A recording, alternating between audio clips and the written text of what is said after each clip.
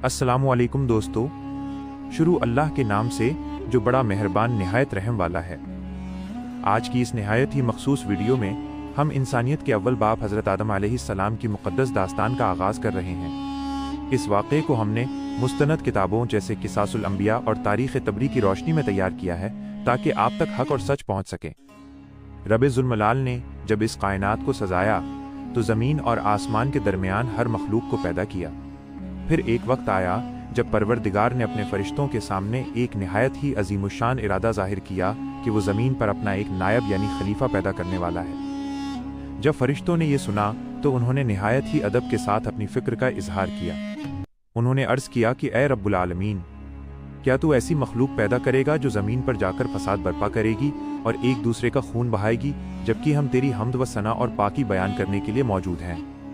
अल्लाह सुब्हानहू व तआला ने फरिश्तों के इस सवाल पर जो जवाब अता किया वही इंसान की अजमत की बुनियाद है।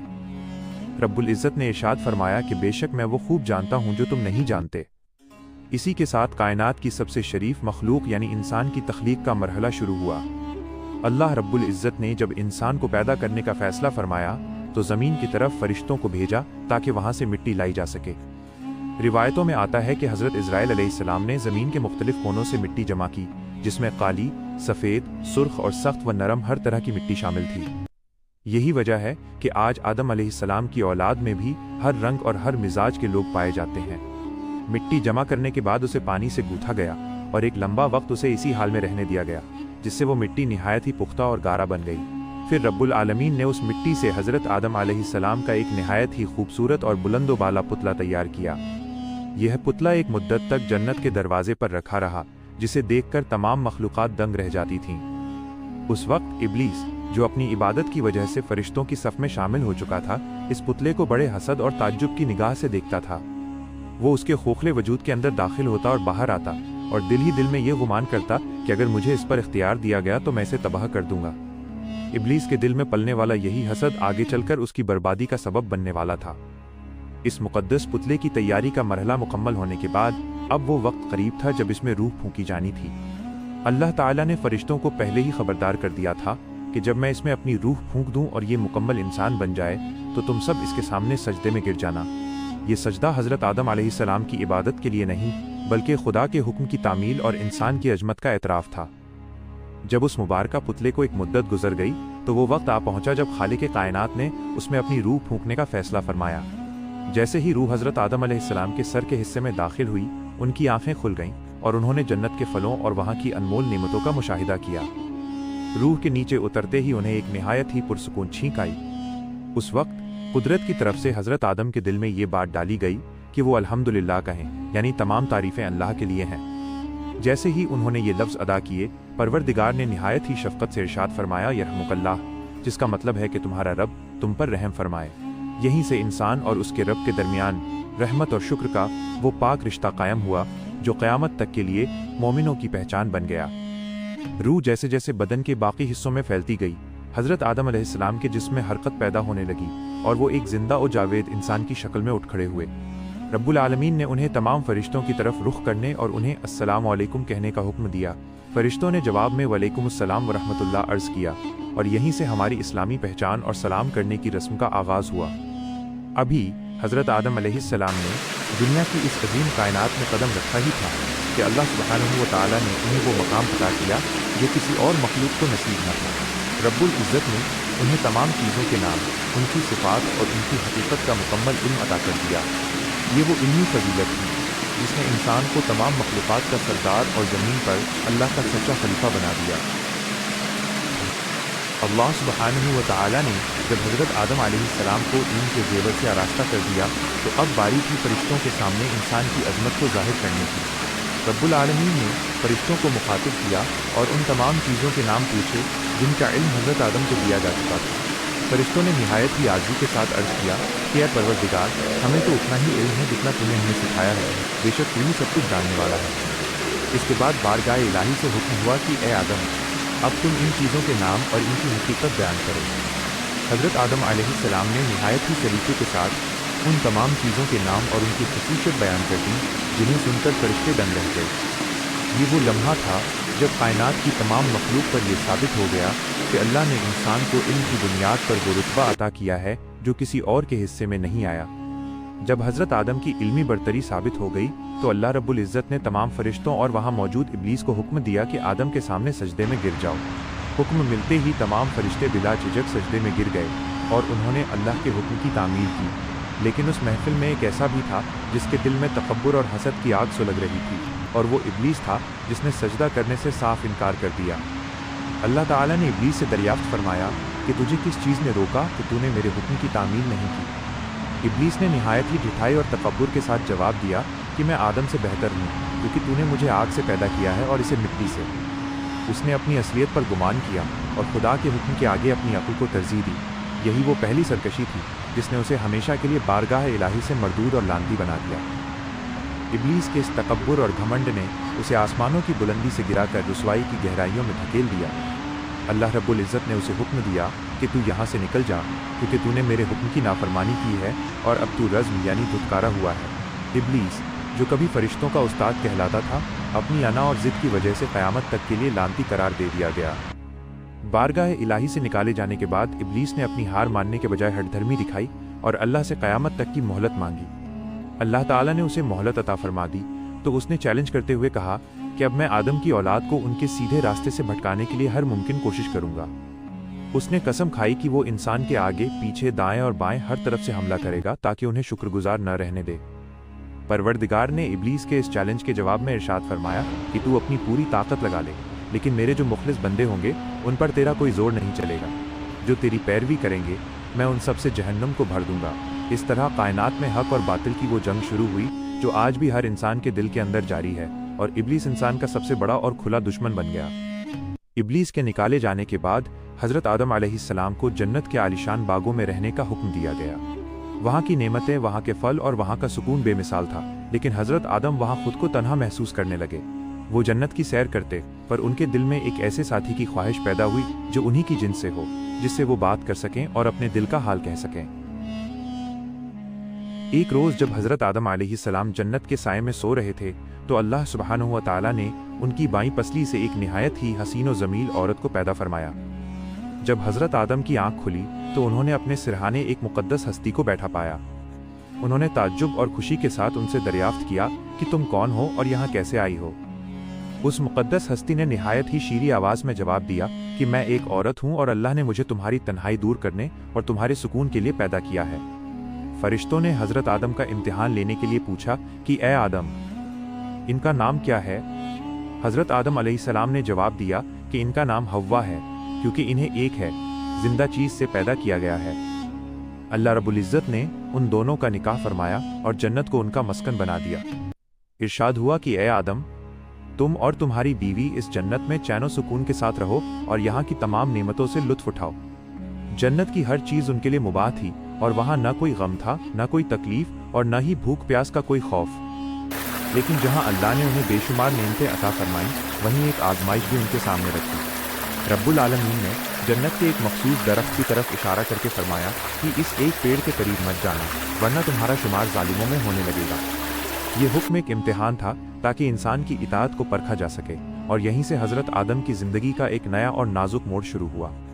इब्लीस, जिसे अपनी ज़िल्लत का बदला लेना था, हर वक्त इसी ताक में रहने लगा कि किस तरह हज़रत आदम और अम्मा हव्वा को उस ममनुआ दरख्त तक ले जाए। वो जानता था कि जब तक ये दोनों अल्लाह के हुक्म पे कायम रहेंगे उसका दाव नहीं चलेगा। उसने निहायत ही चालाकी से अपने वसवसों का जाल बुनना शुरू किया और जन्नत के मुहाफिजों की नज़रों से बचकर उन तक पहुँचने की राह निकाली। शैतान ने उनके सामने एक हमदर्द और खैरख्वाह का रूप अख्तियार किया और बड़े ही दिलंशी अंदाज में गुफ्तगू शुरू की। उसने उनसे कहा कि अल्लाह ने तुम्हें इस दरख्त से सिर्फ इसलिए रोका है ताकि तुम कहीं फरिश्ते न बन जाओ या तुम्हें यहाँ हमेशा की ज़िंदगी न मिल जाए। उसने झूठी कस्में खाकर उन्हें यकीन दिलाने की कोशिश की कि वो उनका सबसे बड़ा दोस्त है और उन्हें एक ऐसा राज बता रहा है जो उनकी भलाई के लिए है। हज़रत आदम और अम्मा हव्वा, जो धोखे और फरेब जैसी चीज़ों से बिल्कुल नावाकिफ थे, शैतान की उन चिकनी चुपड़ी बातों में आ गए। शैतान ने उन्हें शजर खुल्द यानी हमेशा बाकी रहने वाले दरख्त का लालच दिया। इंसान की फितरत में हुसूल जन्नत की जो तड़प थी, इब्लीस ने उसी का फ़ायदा उठाया और उनके दिलों में उस फल को चखने की ख्वाहिश पैदा कर दी जिसे रब ने मना फरमाया था। आखिरकार शैतान की मुसलसल कोशिशों और उसके हसीन फरेब के आगे बशरी तकाज़ा गालिब आ गया। حضرت آدم اور اماں حوا نے اس ممنوعہ درخت کا پھل چکھ لیا۔ جیسے ہی وہ پھل ان کے حلق سے نیچے اترا، جنت کا وہ نورانی لباس ان کے بدن سے غائب ہو گیا۔ یہ ایک ایسی آزمائش تھی جس میں شیطان اپنی چال میں کامیاب ہو چکا تھا اور اب انسانیت کی تاریخ کا سب سے بڑا امتحان شروع ہونے والا تھا۔ جیسے ہی جنتی لباس ان کے بدن سے الگ ہوا، حضرت آدم اور اماں حوا نہایت ہی شرمندہ اور پریشان ہو گئے۔ جنت کی پاکیزہ فضاؤں میں انہوں نے پہلی بار بے بسی کا احساس کیا اور فوراً جنت کے پیڑوں کے پتوں سے اپنے بدن کو چھپانا شروع کر دیا۔ ان کی یہ عاجزی اور شرمندگی اس بات کی گواہ تھی کہ انسان کی فطرت میں حیا اور شرم کا گہرا تعلق ہے۔ اسی لمحے رب العالمین کی نہایت ہی جلال بھری صدا گونجی کہ کیا میں نے تمہیں اس درخت سے منع نہیں کیا تھا؟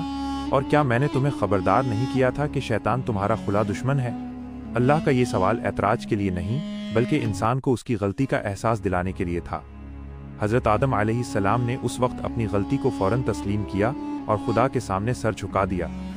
اللہ سبحانہ و تعالی نے حکم فرمایا کہ اب تم سب یہاں سے نیچے اتر جاؤ، اب تم ایک دوسرے کے دشمن رہو گے اور زمین پر ایک مدت تک تمہیں قیام کرنا ہوگا۔ یہ جنت سے رخصتی کا وہ غمگین لمحہ تھا جب انسانیت کا سفر اس فانی دنیا کی طرف مڑ گیا۔ ابلیس کی سازش کامیاب تو ہو گئی تھی، لیکن اس نے انسان کو اللہ کی رحمت سے ہمیشہ کے لیے دور نہیں کر پایا تھا۔ حضرت آدم اور اماں حوا کو زمین کے مختلف کونوں پر اتارا گیا۔ روایتوں میں آتا ہے کہ حضرت آدم علیہ السلام کو سرندیپ، شری لنکا کے پہاڑ پر، اور اماں حوا کو عرب کے شہر زدہ میں اتارا گیا۔ برسوں کی جدائی، تنہائی اور جنت کی ان نعمتوں سے دوری نے ان کے دلوں کو غم سے بھر دیا، اور یہیں سے ان کی وہ مشہور توبہ شروع ہوئی جس نے انسان کو دوبارہ خدا کے قریب کر دیا۔ زمین پر قدم رکھتے ہی حضرت آدم علیہ السلام کو پہلی بار بھوک، پیاس اور موسم کی سختی کا احساس ہوا۔ وہ جنت کی ٹھنڈی چھاؤں اور وہاں کے آرام کے عادی تھے، لیکن اب انہیں اس بیگانہ زمین پر اپنی بقا کے لیے جدوجہد کرنی تھی۔ وہ اپنی اس خطا پر اتنے شرمندہ تھے کہ روایتوں کے مطابق آپ نے برسوں تک آسمان کی طرف آنکھ اٹھا کر نہ دیکھا اور مسلسل روتے رہے۔ حضرت آدم علیہ السلام کی آنکھوں سے نکلنے والے آنسو ان کی سچی توبہ کی گواہی دے رہے تھے۔ وہ اپنی شریک حیات اماں حوا سے بچھڑ کر تنہا تھے اور دن رات رب العالمین کی بارگاہ میں گڑ گڑاتے تھے۔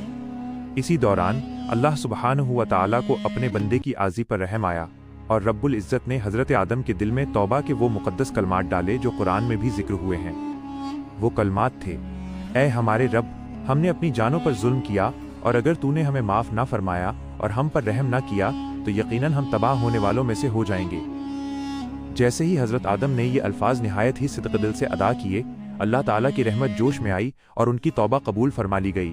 یہ انسانیت کے لیے پیغام تھا کہ خطا ہو جانا انسانی فطرت ہے، لیکن اس پر شرمندہ ہو کر رب کی طرف پلٹ آنا ہی کامیابی ہے۔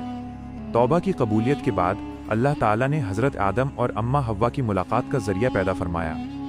دونوں ایک دوسرے کی تلاش میں میلوں کا سفر طے کرتے رہے اور آخرکار حجاز کی سرزمین پر میدان عرفات میں ایک دوسرے کے سامنے آئے۔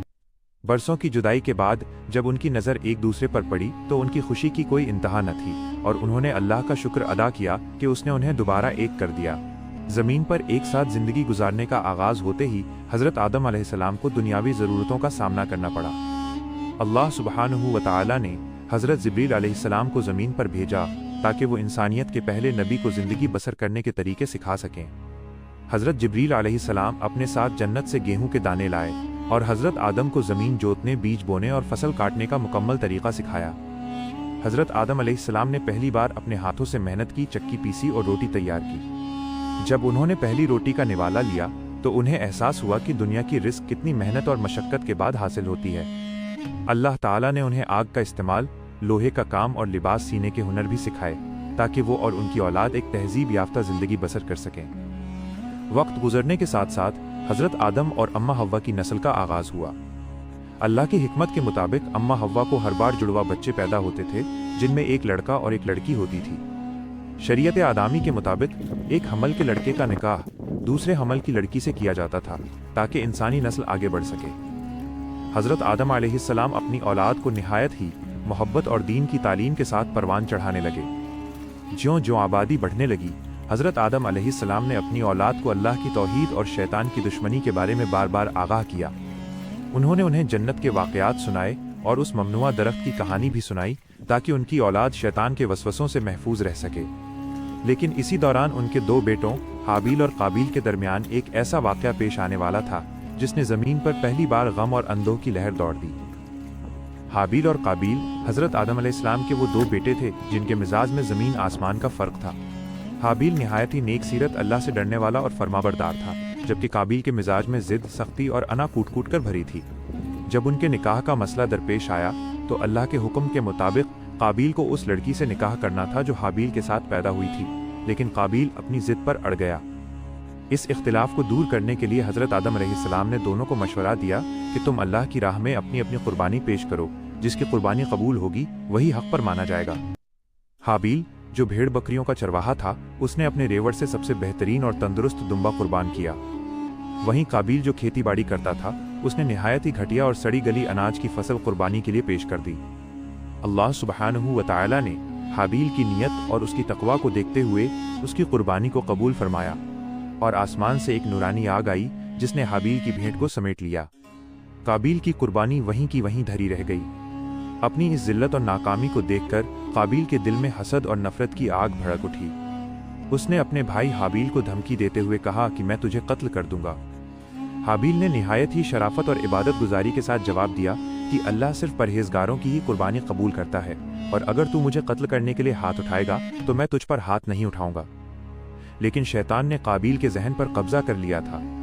ایک روز جب حابیل بے خبری کی حالت میں سو رہے تھے، قابیل نے ایک بھاری پتھر سے ان کے سر پر وار کر دیا۔ اس طرح زمین پر انسانیت کا پہلا قتل ہوا اور ایک بھائی نے دوسرے بھائی کا خون بہا دیا۔ حابیل کی جان لینے کے بعد قابیل پر پہلی بار خوف اور گھبراہٹ کی لہر طاری ہوئی۔ وہ اپنے بھائی کی بے جان لاش کے سامنے کھڑا حیران تھا کہ اب اس جسم کا کیا کرے، کیونکہ اس سے پہلے موت کا کوئی تصور زمین پر موجود نہ تھا۔ وہ کئی دنوں تک اپنے بھائی کی لاش کو پیٹھ پر لادے ادھر ادھر پھرتا رہا، مگر اسے سمجھ نہیں آ رہا تھا کہ اس بوجھ سے کیسے نجات پائے۔ اللہ سبحانہ و تعالی نے اس نادان انسان کو راستہ دکھانے کے لیے دو کوے بھیجے۔ قابیل نے دیکھا کہ ان دو پرندوں کے درمیان لڑائی ہوئی اور ایک نے دوسرے کو مار دیا۔ پھر زندہ کوے نے اپنی چونچ اور پنجوں سے زمین کھودی اور مرے ہوئے کوے کو اس میں دبا کر برابر کر دیا۔ یہ منظر دیکھ کر قابیل کی آنکھوں سے آنسو نکل پڑے، اور اس نے اپنی بے بسی پر افسوس کیا کہ وہ ایک کوے کے برابر بھی عقل نہیں رکھتا۔ قابیل نے اسی طرح زمین کھود کر حابیل کو دفن کیا، اور یہ دنیا کا پہلا جنازہ اور پہلی قبر تھی۔ جب حضرت آدم علیہ السلام کو اس خوفناک واقعے کی خبر ہوئی تو آپ کے غم کی کوئی انتہا نہ رہی۔ آپ نے اپنے نیک بیٹے کی جدائی پر نہایت ہی دردناک مرثیہ پڑھا اور قابیل کو اپنی نظروں سے دور کر دیا۔ قابیل اپنی سرکشی اور حسد کی وجہ سے زمین پر بھٹکنے لگا اور شیطان کا مکمل آلائے کار بن گیا۔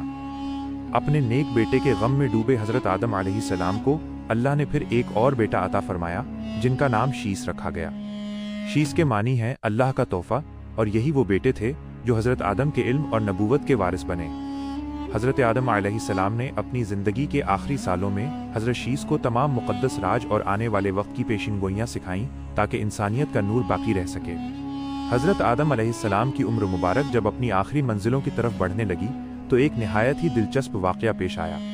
روحوں کے عالم ارواح میں اللہ نے حضرت آدم کو ان کی تمام ہونے والی اولاد دکھائی تھی۔ وہاں آپ کی نظر ایک نہایت ہی روشن روح پر پڑی جو حضرت داؤد علیہ السلام کی تھی۔ جب آدم علیہ السلام کو معلوم ہوا کہ ان کی عمر کم ہے تو انہوں نے اپنی عمر کے 40 سال حضرت داؤد کو تحفے میں دے دیے۔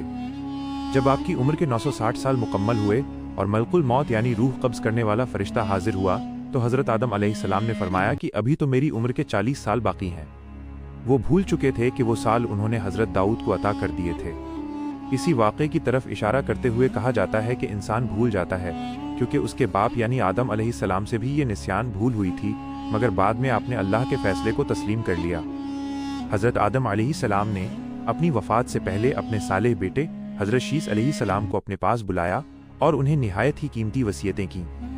آپ نے انہیں دین کی باریکیاں سکھائیں، عبادت کے طریقے بتائے، اور سب سے بڑھ کر شیطان کی چالوں سے اپنی نسل کو ڈراتے رہنے کی تاکید کی۔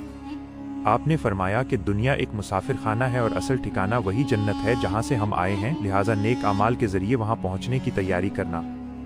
وفات کے وقت آسمان سے فرشتے جنتی کفن اور خوشبو لے کر زمین پر اترے۔ فرشتوں نے حضرت آدم علیہ السلام کی نماز جنازہ پڑھائی اور انہیں نہایت ہی احترام کے ساتھ قبر میں اتارا۔ فرشتوں نے آدم علیہ السلام کی اولاد سے مخاطب ہو کر کہا کہ اے آدم کی اولاد، یہ تمہاری تدفین کا طریقہ ہے، اسے یاد رکھنا۔ اس طرح انسانیت کے محسن اور پہلے نبی اپنی 950 سال سے زیادہ کی زندگی مکمل کر کے اپنے خالق حقیقی سے جا ملے۔